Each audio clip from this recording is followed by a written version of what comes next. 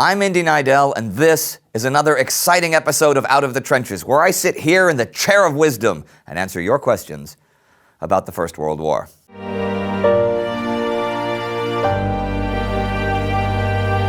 From Facebook, Chris Renius writes, Dear Indy, there are mentions of sieges and fortifications, that some were effective while others were not. What did these fortifications look like?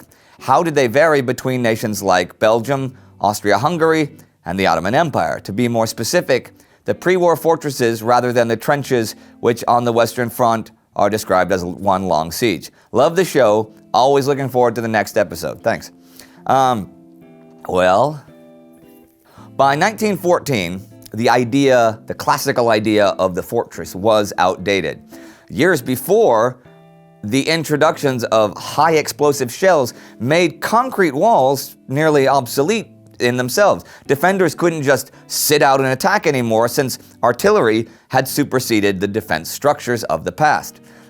If you take a look at forts in Verdun or Belgium, you see that they often had a triangular or pentagonal shape. Modern artillery bombed the walls pretty quickly, so only those structures that were underground could really withstand bombardment. All right, well, let's talk about some fortresses of the war.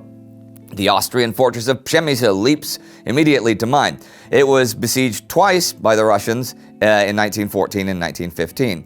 And although the defenders held out until the spring of 1915, the Austrians had to give up eventually. Now, the Russian artillery wasn't really strong enough to breach the walls, and much of it could not get there in the first place through the terrain.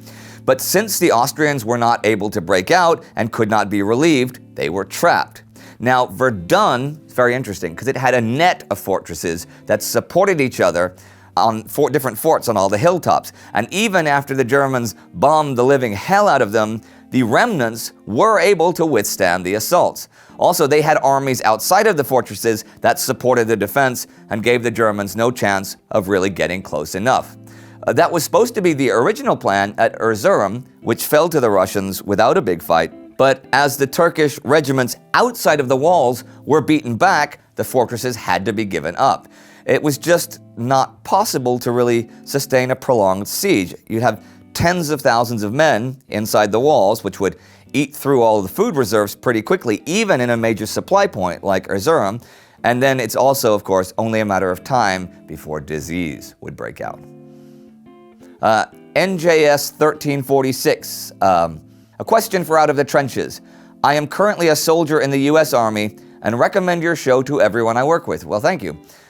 In comparison to the gear that I carry, I was wondering about the soldier's gear in World War I. We've seen the introduction or reintroduction of metal helmets into combat thanks to modern war. My question is, since they were so busy putting armor on vehicles and people's heads, did they ever think about body armor? Okay.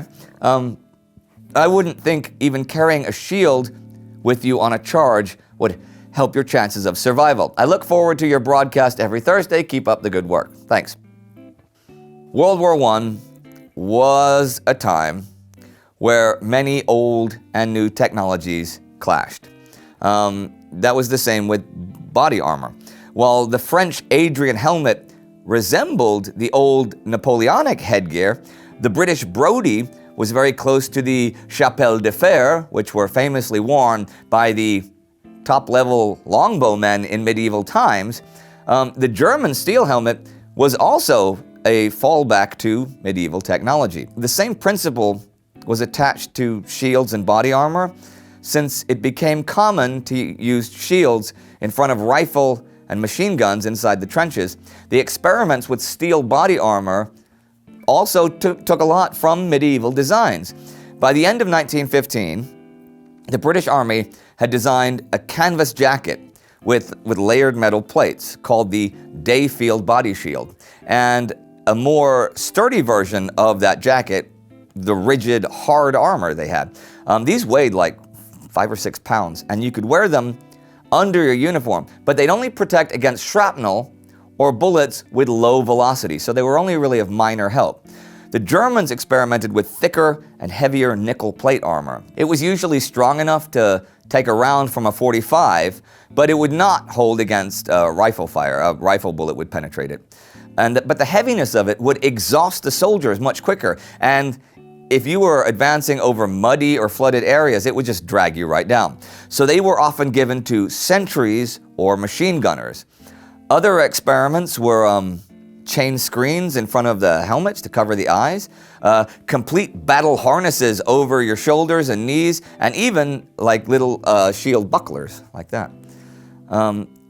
Ping writes, could you guys do a special on the Belgian division you talked about?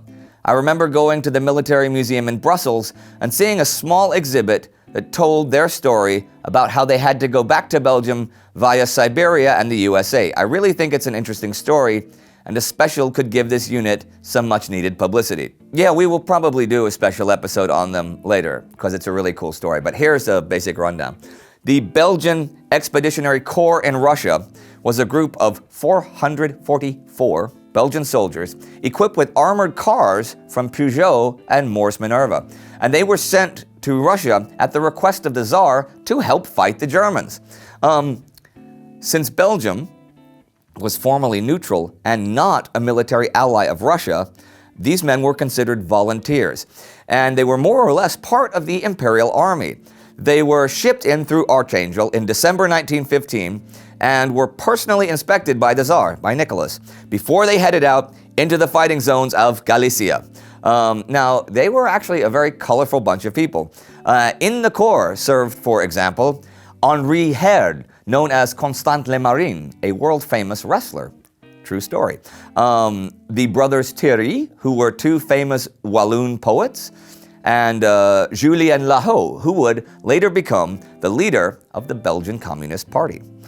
Now, after Russia succumbed to revolution, and after Russia left the war after the Treaty of Brest-Litovsk, the small Belgian Corps was suddenly surrounded by enemies. Now, in much the same way as the ancient tale of Xenophon, they had to find their way back home again, since going west was impossible and the route to Murmansk was blocked by the Bolsheviks. They had to go east, so they went east. They destroyed their armored cars to prevent them falling into Bolshevik hands, and they found their way to the Trans-Siberian Railway, which took them through China. They finally reached the US in June 1918. That's a really good story. If you'd like to see the actual episode where we do first mention the Belgian Armoured Car Division, you can click right here to check that out. Do not forget to subscribe for all your dreams to come true. We will see you next time.